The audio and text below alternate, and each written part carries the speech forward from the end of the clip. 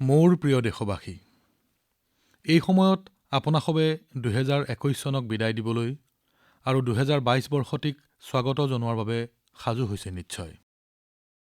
নতুন বছৰৰ প্ৰাকমুহূৰ্তত প্ৰতিগৰাকী নাগৰিক, প্ৰতিটো সংস্থাই আগত বছৰটোত আৰু কিছু ভাল কৰাৰ আৰু পৰিপক্ক হোৱাৰ সংকল্প লয়। যোৱা ৭টা বছৰ ধৰি আমাৰ এই মন কী বাত অনুষ্ঠানটিও ব্যক্তি, সমাজ আৰু ৰাষ্ট্ৰৰ ভালখিনি প্ৰকাশ কৰি সেইখিনিক আৰু ভাল কৰিবলৈ আৰু ভাল হ'বলৈ প্ৰেৰণা যোগাই আহিছে। এই ৭টা বছৰত মন কী বাত কৰি থাকোঁতে মই চৰকাৰৰ সফলতাৰ বিভিন্ন দিশৰ বিষয়তো চৰ্চা কৰিব পাৰিলোহেঁতেন। আপোনালোকেও ভাল পালেহেঁতেন, শলাগিলেহেঁতেন, কিন্তু দশকজুৰি থকা মোৰ অভিজ্ঞতাই ক'লে যে সংবাদ মাধ্যমৰ ৰমকজমকতাৰ পৰা দূৰত, বাতৰি কাকতৰ শিৰোনামৰ পৰা দূৰত কোটি কোটি মানুহ আছে যিসকলে বহুতো ভাল কাম কৰি আছে। দেশৰ অনাগত ভৱিষ্যতৰ বাবে তেওঁলোকে তেওঁলোকৰ বৰ্তমানক ত্যাগ কৰিছে। দেশৰ নৱপ্ৰজন্মৰ বাবে নিজৰ প্ৰচেষ্টাত মৰো জীও সোঁ আধিকৈ ব্ৰতী হৈ আছে। এনে লোকৰ কথাই মনলৈ প্ৰশান্তি আনি দিয়ে, বহু প্ৰেৰণা যোগায়। মোৰ বাবে মন কী বাত সদায় এনে অখ্যাত মানুহৰ কথাৰে ভৰি থাকে, সজ্জিত হৈ থাকে এখন সুন্দৰ উপবনৰ দৰে। আৰু মন কী বাতত প্ৰতি মাহতেই মোৰ এটাই লক্ষ্য থাকে, এই উপবনখনৰ কোনপাহ ফুল আপোনাসৱলৈ আগবঢ়াব পৰা যায়। মই বৰ আনন্দিত যে আমাৰ ৰত্নগৰ্ভা বসুন্ধৰাৰ পুণ্য কাৰ্যসমূহৰ নিৰৱচ্ছিন্ন প্ৰৱাহ স্তব্ধ হোৱা নাই, বৰং অধিক সক্ৰিয়তাৰে প্ৰৱাহিত হৈ আছে। এতিয়া সমগ্ৰ দেশে অমৃত মহোৎসৱ পালন কৰিছে। এই যে দেশৰ অজস্ৰ জনতাৰ শক্তি আজি প্ৰকট হৈছে, তাৰ উল্লেখ তেওঁলোকৰ প্ৰয়াস, পৰিশ্ৰমে ভাৰত তথা মানৱতাৰ উজ্জ্বল ভৱিষ্যতৰ বাবে এক ধৰণৰ নিশ্চিতি প্ৰদান কৰিছে। বন্ধুসকল, এই জনশক্তিৰ ফলস্বৰূপেই যোৱা ১০০টা বছৰৰ সবাতোকৈ ভয়ংকৰ এই মহামাৰীৰ সৈতে মোকাবিলা কৰিবলৈ সক্ষম হলোঁ। প্ৰতিটো সংকটৰ সময়ত পৰস্পৰে পৰস্পৰৰ সৈতে এটা পৰিয়ালৰ দৰে থিয় হৈ থাকিলোঁ। নিজৰ চুবুৰীত কিম্বা চহৰখনত কাৰোবাৰ যদি সহায়ৰ প্ৰয়োজন হয়, প্ৰত্যেকেই লগাখিনিতকৈও অধিক মাত্ৰাত সহায়ৰ হাত আগবঢ়ালে। আজি সমগ্ৰ বিশ্বত টীকাকৰণৰ যি পৰিসংখ্যা দিয়া হৈছে, তাৰ তুলনা ভাৰতৰ সৈতে কৰিলে দেখা পাব আমাৰ দেশে কিমান ডাঙৰ লক্ষ্যত উপনীত হ'বলৈ সক্ষম হ'ল। ১৪০ কোটি ভেকচিন ড'জৰ লক্ষ্য পাৰ কৰাটো প্ৰতিগৰাকী ভাৰতীয়ৰে সফলতা। এই লক্ষ্যপ্ৰাপ্তিয়ে প্ৰতিগৰাকী ভাৰতীয়ই প্ৰশাসন ব্যৱস্থা, বিজ্ঞান, বৈজ্ঞানিকক ভৰসা কৰাটো সূচায় আৰু সমাজৰ প্ৰতি নিজৰ দায়িত্ব পালন কৰিবলৈ ইচ্ছাশক্তিক প্ৰেৰণা যোগোৱা কাৰ্যক প্ৰমাণিত কৰে। কিন্তু বন্ধুসকল, আমি এই কথাৰ প্ৰতিও লক্ষ্য ৰাখিব লাগিব যে কৰোনাৰ এটা নতুন প্ৰজাতিয়ে দেখা দিছে। যোৱা ২টা বছৰৰ আমাৰ এয়া অভিজ্ঞতা যে এই বিশ্ব মহামাৰীক পৰাস্ত কৰিবৰ উদ্দেশ্যে এজন নাগৰিক হিচাপে আমাৰ নিজৰ প্ৰচেষ্টা খুবেই গুৰুত্বপূৰ্ণ। এই যে নতুন অমিক্ৰন ভেৰিয়েণ্ট আহিছে, বিজ্ঞানীসকলে ইয়াৰ বিষয়ে অহৰহ গৱেষণা চলাই আছে। প্ৰতিদিনেই নতুন নতুন তথ্য সংগ্ৰহ কৰা হৈছে, তেওঁলোকৰ পৰামৰ্শ কামত লগোৱা হৈছে। এনে সময়ত স্বয়ং সজাগতা, অনুশাসন হৈছে কৰোনাৰ এই নতুন প্ৰজাতিৰ বিৰুদ্ধে দেশৰ বৃহৎ শক্তিস্বৰূপ। আমাৰ সমূহীয়া শক্তিয়েহে কৰোনাক পৰাস্ত কৰিবলৈ সক্ষম হ'ব। এই দায়িত্ববোধ লৈ আমি ২০২২ত প্ৰৱেশ কৰিব লাগিব। মোৰ প্ৰিয় দেশবাসী, মহাভাৰতৰ যুদ্ধৰ সময়ত ভগৱান শ্ৰীকৃষ্ণই অৰ্জুনক কৈছিল, নভঃ স্পৃশং দীপ্তম, অৰ্থাৎ গৰ্বেৰে সৈতে আকাশ স্পৰ্শ কৰা। এয়া ভাৰতীয় বায়ুসেনাৰো আদৰ্শ বাক্য। ভাৰত মাতাৰ সেৱাত ৰত অলেখজনে আকাশৰ উচ্চ শিখৰত প্ৰতিদিনে গৰ্বেৰে স্পৰ্শ কৰে, আমাক বহুতো শিক্ষা দিয়ে। এনে এক জীৱন আছিল গ্ৰুপ কেপ্টেইন বৰুণ সিঙৰ। বৰুণ সিং সেইখন হেলিকপ্টাৰৰ চালক আছিল যিখন এইটো মাহতে তামিলনাডুত দুৰ্ঘটনাৰ বলি হ'ব লগা হ'ল। এই দুৰ্ঘটনাত আমি দেশৰ প্ৰথমগৰাকী চিডিএছ জেনেৰেল বিপিন ৰাৱত আৰু তেওঁৰ পত্নীসহ কেইবাগৰাকীও বীৰক হেৰুৱালোঁ। বৰুণ সিঙেও কেইবাদিনো মৃত্যুৰ সৈতে যুঁজি আছিল। তেওঁ আমাক এৰি গুচি গ'ল। বৰুণ যেতিয়া চিকিৎসালয়ত ভৰ্তি হৈ আছিল, সেই সময়ত মই ছচিয়েল মিডিয়াত চোৱা কিছুমান দৃশ্যই মোৰ হৃদয় চুই গৈছিল। এই বছৰৰ যোৱা আগষ্ট মাহত তেওঁক শৌৰ্য চক্ৰ প্ৰদান কৰা হৈছিল। এই সন্মানৰ পাছত তেওঁ তেওঁ পঢ়া স্কুলৰ অধ্যক্ষলৈ এখন চিঠি লিখিছিল। এই চিঠিখন পঢ়ি মোৰ মনলৈ প্ৰথমে আহিল যে সফলতাৰ উচ্চ শিখৰত উপনীত হৈও তেওঁ নিজৰ শিপাৰ সৈতে বিচ্ছিন্ন হোৱাৰ কথা ভবা নাছিল। দ্বিতীয়তে, তেওঁৰ যেতিয়া সফলতা উদযাপন কৰাৰ সময় আহিল, তেওঁ ভৱিষ্যত প্ৰজন্মৰ কথাহে চিন্তা কৰিছিল। তেওঁ বিচাৰিছিল যে যিখন স্কুলত তেওঁ পঢ়িছিল তাৰ শিক্ষাৰ্থীসকলৰ জীৱনতো যেন চেলিব্ৰেশ্যন আহে। নিজৰ চিঠিত তেওঁ নিজ পৰাক্ৰমৰ কথা লিখা নাছিল, বৰং নিজৰ অসফলতাৰ কথাহে বৰ্ণনা কৰিছিল। কেনেকৈ তেওঁ নিজৰ অক্ষমতাসমূহক সক্ষমতালৈ ৰূপান্তৰ কৰিলে তাৰ ব্যাখ্যা আছিল।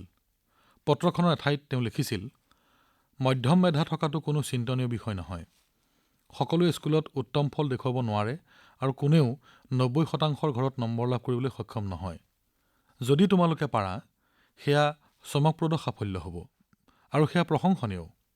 অৱশ্যে যদি নোৱাৰা, নাভাবিবা যে তোমাৰ মেধাশক্তি মধ্যস্তৰতে থাকি যাব। স্কুলত মধ্যমীয়া ছাত্ৰ হ'ব পাৰা, কিন্তু জীৱনৰ সফলতাৰ এইটো মাপকাঠি নহয়। নিজৰ পথ বাছি লোৱা, সেয়া কলা, সংগীত, গ্ৰাফিক ডিজাইন, সাহিত্য ইত্যাদি যিকোনো হ'ব পাৰে। যিহকেই নকৰা কিয় সমৰ্পিত হ'বা, নিজকে উজাৰি দিবা। মই আৰু চেষ্টা কৰিব লাগিছিল, এইবুলি ভাবি হেতিলিত নপৰিবা। মধ্যম অৱস্থাৰ পৰা অসাধাৰণ হ'বৰ বাবে তেখেতে দিয়া এই মহামন্ত্ৰ গুৰুত্বপূৰ্ণ। এই পত্ৰত বৰুণ সিঙে আৰু লিখিছে, কেতিয়াও আশাহত নহবা। কেতিয়াও নাভাবিবা যে তুমি ভবা ধৰণেৰেই ভাল কৰিব নোৱাৰিবা। এয়া সহজে নহয়। ইয়াৰ বাবে প্ৰয়োজন সময় আৰু আৰামৰ বিসৰ্জন। মই মধ্যমীয়া আছিলোঁ আৰু আজি মোৰ বৃত্তিত মই এক উল্লেখযোগ্য স্থানত অৱতৰণ কৰিছোঁ। কেতিয়াও নাভাবিবা যে দ্বাদশ শ্ৰেণীৰ পৰীক্ষাৰ নম্বৰেই তোমাৰ জীৱনৰ লাভ কৰিবলগীয়াখিনি নিৰ্ধাৰণ কৰিব। আত্মবিশ্বাসী হোৱা আৰু সেই দিশত কাম কৰি যোৱা। বৰুণে লিখিছিল, যদি তেওঁ এজন ছাত্ৰক অনুপ্ৰেৰণা দিব পাৰে তেনেহ'লে সেয়া তেওঁৰ বাবে বহুত। কিন্তু আজি মই কওঁ, আজি তেওঁ সমগ্ৰ দেশকে প্ৰেৰণা যোগাইছে। যদিও তেওঁৰ পত্ৰখন ছাত্ৰ সমাজৰ প্ৰতি, কিন্তু তেওঁ আমাৰ সমাজলৈ এক সুন্দৰ বাৰ্তা প্ৰেৰণ কৰিছে। বন্ধুসকল, প্ৰতি বছৰে এনে বিষয়তে মই বিদ্যাৰ্থীসকলৰ সৈতে পৰীক্ষা সম্পৰ্কত কথা পাতোঁ। এই বছৰো পৰীক্ষাৰ পূৰ্বে মই ছাত্ৰ-ছাত্ৰীসকলৰ সৈতে কথা পতাৰ পৰিকল্পনা কৰিছোঁ। এই কাৰ্যসূচীৰ বাবে ২৮ ডিচেম্বৰৰ পৰা mygov.in ত পঞ্জীয়ন আৰম্ভ হ'ব। এই পঞ্জীয়ন ২৮ ডিচেম্বৰৰ পৰা ২০ জানুৱাৰীলৈকে চলিব। ইয়াৰ বাবে নৱম শ্ৰেণীৰ পৰা দ্বাদশ শ্ৰেণীৰ বিদ্যাৰ্থী আৰু শিক্ষক আৰু অভিভাৱকৰ বাবে অনলাইন প্ৰতিযোগিতাৰ আয়োজন কৰা হ'ব।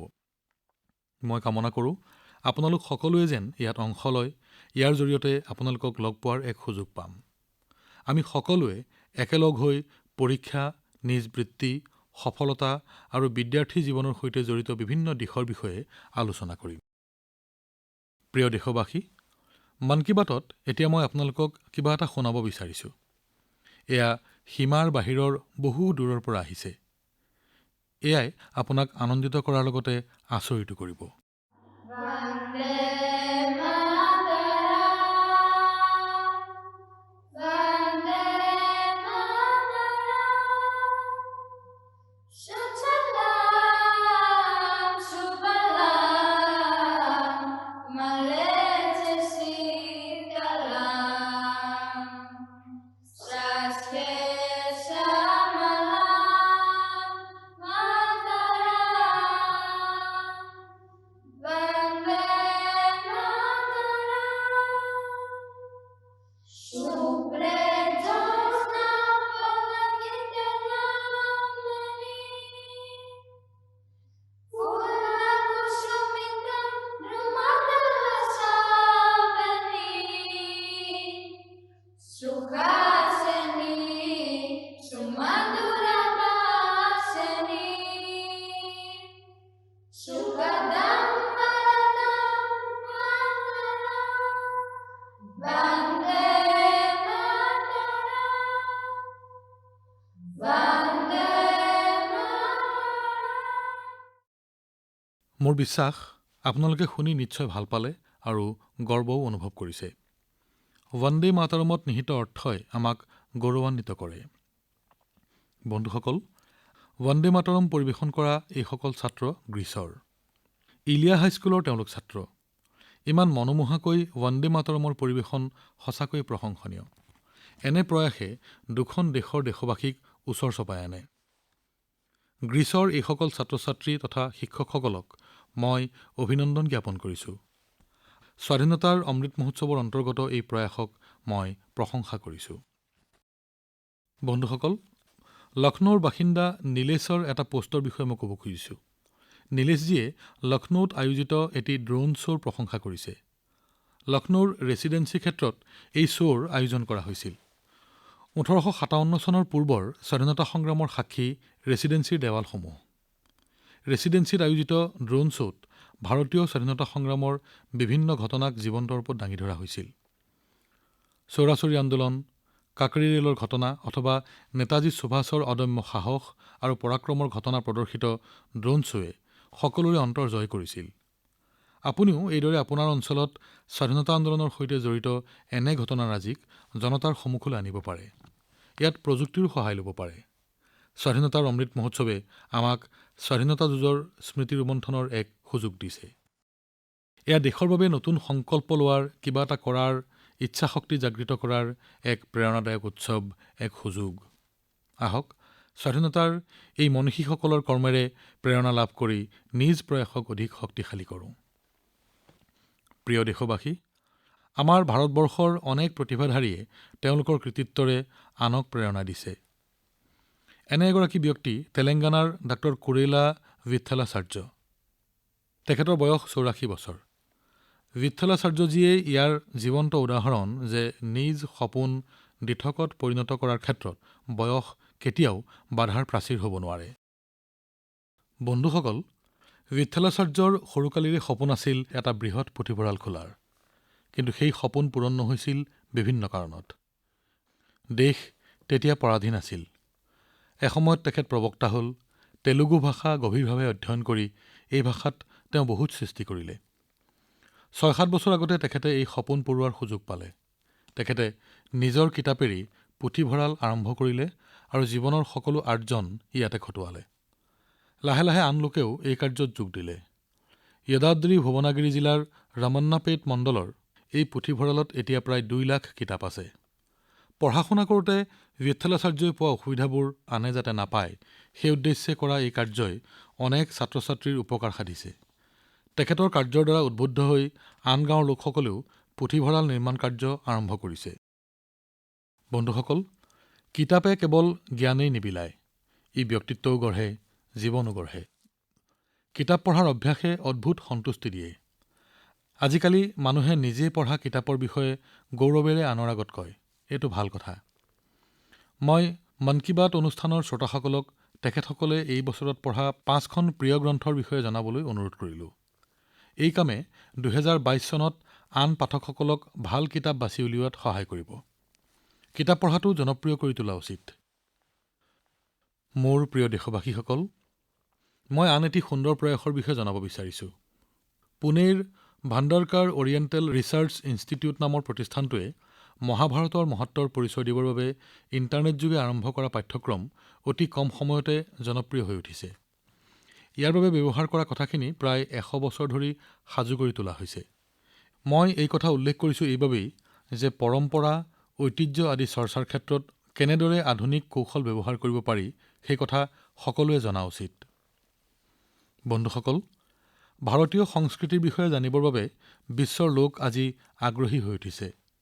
কেৱল জনাই নহয়, ভাৰতীয় সংস্কৃতিৰ বিকাশৰ বাবেও অনেক লোক আগ্ৰহী হৈ উঠিছে। ছাৰ্বিয়াৰ পণ্ডিত ডাক্তৰ মমিৰ নিকিছে সংস্কৃত ছাৰ্বিয়ান অভিধান তৈয়াৰ কৰিছে। ইয়াত প্ৰায় ৭০,০০০ সংস্কৃত শব্দ আছে।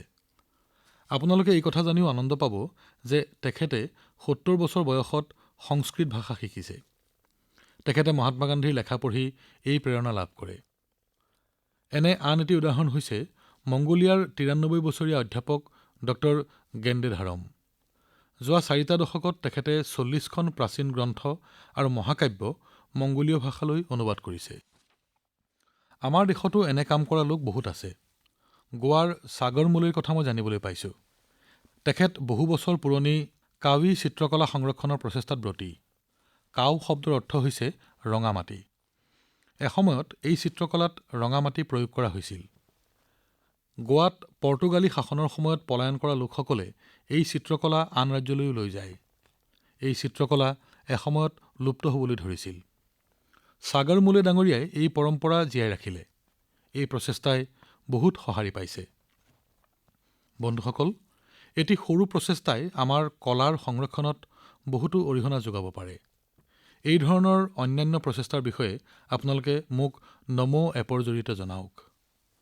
মোৰ প্ৰিয় দেশবাসীসকল, অৰুণাচল প্ৰদেশৰ লোকসকলে কেইবাবছৰো ধৰি এটি অভিযান চলাই আহিছে। ই হৈছে অৰুণাচল প্ৰদেশ এয়াৰগান সমৰ্পণ অভিযান। এই অভিযানত মানুহে স্বেচ্ছাই এয়াৰগানসমূহ সমৰ্পণ কৰিছে। কিয় জানেনে বাৰু?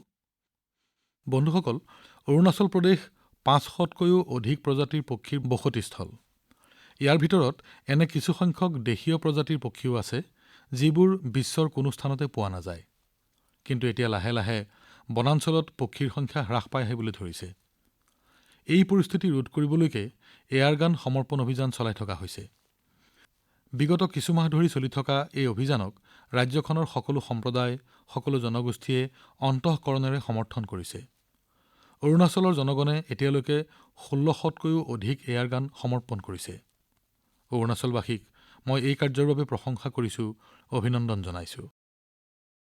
মোৰ প্ৰিয় দেশবাসী, আপোনালোকৰ মাজৰে বহুতেই ২০২২ বৰ্ষ সন্দৰ্ভত মোলৈ বাৰ্তা আৰু পৰামৰ্শ আগবঢ়াইছে। ইয়াৰে অধিকাংশই এটা বিষয়ে কৈছে, সেইটো হ'ল স্বচ্ছতা আৰু স্বচ্ছ ভাৰত অভিযান। স্বচ্ছতাৰ এই সংকল্প অনুশাসন, সজাগতা আৰু সমৰ্পিত মনোভাৱৰ জৰিয়তেহে সম্পূৰ্ণ হ'ব। এনচিচিৰ কেডেটসকলৰ দ্বাৰা আৰম্ভ কৰা পুনীত সাগৰ অভিযানতো এই কথাৰেই প্ৰতিফলন দেখা পোৱা গৈছে। এই অভিযানত ৩০,০০০তকৈও অধিক এনচিচি কেডেটে অংশগ্ৰহণ কৰিছিল। তেওঁলোকে সমুদ্ৰ তীৰ পৰিষ্কাৰ কৰি তাত পৰি থকা প্লাষ্টিক সামগ্ৰীবোৰ বুটলি সেইবোৰ পুনৰ ব্যৱহাৰযোগ্য কৰাৰ বাবে একত্ৰিত কৰিছিল। আমাৰ সমুদ্ৰ তীৰ বা পাহাৰবোৰ পৰিষ্কাৰ হৈ থাকিলেহে ভ্ৰমণ কৰিবলৈ সুবিধাজনক হ'ব। প্ৰায়বোৰ মানুহেই কোনোবা এখন ঠাইলৈ যোৱাৰ সপোন দেখে আৰু সেই ঠাইবোৰলৈ গৈ জ্ঞাতে বা অজ্ঞাতে লেতেৰা কৰি থৈ আহেগৈ। আমাক আনন্দিত কৰি তোলা সেই ঠাইবোৰ আমি যাতে অপৰিষ্কাৰ কৰি নতলো, সেই কথা মনত ৰখাটো আমাৰ প্ৰতিগৰাকী দেশবাসীৰে দায়িত্ব। বন্ধুসকল, কেইগৰাকীমান যুৱকে আৰম্ভ কৰা ছাফ ৱাটাৰ নামৰ এটা ষ্টাৰ্টআপৰ বিষয়ে মই জানিব পাৰিছো। ই কৃত্ৰিম বুদ্ধিমত্তা আৰু এই বুদ্ধিমত্তাত প্ৰয়োগ কৰা উপকৰণসমূহৰ যোগেদি কোনো এটা অঞ্চলৰ পানীৰ শুদ্ধতা আৰু গুণাগুণসমূহ নিৰ্ণয় কৰি দেখুৱাব। স্বচ্ছতাৰেই ই হ'ল আন এক পৰ্যায়। মানুহৰ পৰিষ্কাৰ-পৰিচ্ছন্ন এক ভৱিষ্যত আৰু সুস্বাস্থ্যৰ বাবে এই ষ্টাৰ্টআপৰ গুৰুত্ব উপলব্ধি কৰি এটা বিশ্বজনীন বঁটাৰে ইয়াক সন্মানিতও কৰা হৈছে। বন্ধুসকল, স্বচ্ছতাৰ দিশে এখোজ। এই প্ৰয়াসত বিভিন্ন সংস্থা বা চৰকাৰ সকলোৰে এক গুৰুত্বপূৰ্ণ ভূমিকা আছে। চৰকাৰী বিভাগ একোটাত আগে এটা ফাইল বা কাগজ-পত্ৰ কিমান দিনলৈকে পৰি আছিল সেই কথা আপোনালোক সকলোৱে জানে। চৰকাৰে যেতিয়াৰে পৰা পুৰণি পদ্ধতিৰ সালসলনি ঘটাবলৈ ল'লে, তেতিয়াৰে পৰা ডিজিটেল পদ্ধতিৰে এইসমূহ কম্পিউটাৰত সংৰক্ষিত হ'বলৈ ধৰিলে। পুৰণি আৰু বহুদিন ধৰি পৰি থকা অব্যৱহৃত কাগজ-পত্ৰ সামগ্ৰীসমূহ পৰিষ্কাৰকৰণৰ বাবে মন্ত্ৰালয় আৰু বিভিন্ন বিভাগসমূহে এক অভিযান চলালে। ডাকটাঁৰ বিভাগে এনে সামগ্ৰীবোৰ পৰিষ্কাৰ কৰাৰ ফলত সেই ঠাইখিনি এতিয়া এখন চোতাল আৰু কেফেটেৰিয়ালৈ পৰিৱৰ্তিত হৈ পৰিল। এনে অন্য এটুকুৰা ঠাই এতিয়া দুচকীয়া বাহন ৰখা স্থান হৈ পৰিল। পৰিৱেশ মন্ত্ৰালয়ে এনেকৈ খালী কৰা স্থানত এটা ৱেলনেছ চেণ্টাৰ বা আৰোগ্য কেন্দ্ৰ স্থাপন কৰিলে। চহৰাঞ্চল উন্নয়ন মন্ত্ৰালয়ে এনে স্থানত এটা অনাময় এটিএম স্থাপন কৰিলে। মানুহে ইয়াত আৱৰ্জনা জমা কৰি নগদ ধন লৈ যাব পাৰে। অসামৰিক বিমান পৰিবহণ মন্ত্ৰালয়ে শুকান পাত আৰু জৈৱিক আৱৰ্জনাৰ পৰা পচন সাৰ তৈয়াৰ কৰা কাৰ্যৰ আৰম্ভণি কৰিছে। বিভাগটোৱে পেলনীয়া কাকতৰ পৰা লেখন সামগ্ৰী তৈয়াৰ কৰাৰ কামো আৰম্ভ কৰিছে। আমাৰ চৰকাৰী বিভাগসমূহেও স্বচ্ছতাৰ ক্ষেত্ৰত অতিশয় উদ্ভাৱনীমূলক কাম-কাজ কৰাটো পৰিস্ফুট হৈ পৰিছে। কিছু বছৰ আগলৈকে কাৰো আস্থা নথকা এই কামবোৰৰ সৈতে এতিয়া সকলো জড়িত হৈ পৰিছে। এয়াই হ'ল দেশবাসীয়ে নেতৃত্ব বহন কৰা দেশৰ নতুন চিন্তাধাৰা। মোৰ প্ৰিয় দেশবাসী, এইবাৰৰ মন কী বাতত আমি বিভিন্ন বিষয় লৈ কথা বতৰা পাতিলো। প্ৰতিবাৰৰ দৰে এমাহৰ মূৰত আমি আকৌ লগ হ'ম, কিন্তু সেয়া ২০২২ত। প্ৰত্যেকটো নতুন আৰম্ভণিয়ে নিজৰ সামৰ্থ্যক চিনি পোৱাৰ এটা সুযোগ আমাক প্ৰদান কৰে, যি সামৰ্থ্যৰ বিষয়ে আগেয়ে আমি কল্পনাও হয়তো কৰা নাছিলোঁ। দেশে আজি ইয়াৰ বাবে প্ৰচেষ্টা কৰিছে। কোৱা হয় যে ক্ষণশ কণস্য সেৱ বিদ্যাম অৰ্থং স সাধয়েত ক্ষণে নস্তে কুতু বিদ্যা কণে নস্তে কুতু ধনম। অৰ্থাৎ বিদ্যা অৰ্জন কালত, কিবা এটা নতুনকৈ শিকাৰ সময়ত, নতুন কিবা এটা কৰোঁতে আমি প্ৰতিটো ক্ষণৰে সদ্ব্যৱহাৰ কৰিব লাগে। আকৌ ধন অৰ্জনৰ ক্ষণত, অৰ্থাৎ উন্নতি বা প্ৰগতি কৰাৰ সময়ত প্ৰতিটো কণ অৰ্থাৎ প্ৰতিটো সম্পদৰে উচিত ব্যৱহাৰ কৰিব লাগে, কিয়নো ক্ষণ নষ্ট হলে বিদ্যা আৰু জ্ঞান নাইকিয়া হৈ পৰিব আৰু সম্পদৰ উচিত ব্যৱহাৰ নহলে ধন আৰু প্ৰগতিৰ পথ ৰুদ্ধ হৈ পৰিব। আমাৰ সকলোকে এনেবোৰ কথাই সততে প্ৰেৰণা যোগায়। আমি বহুতো কথা শিকিবলৈ বাকী, নতুন উদ্ভাৱন কৰিবলৈ বাকী, নতুন লক্ষ্য প্ৰাপ্তি কৰিবলৈ বাকী। সেয়ে অপচয় নকৰাকৈ প্ৰতিটো ক্ষণৰে সুব্যৱহাৰ কৰা উচিত। দেশখনক আমি প্ৰগতিৰ উচ্চ শিখৰলৈ লৈ যাব লাগিব।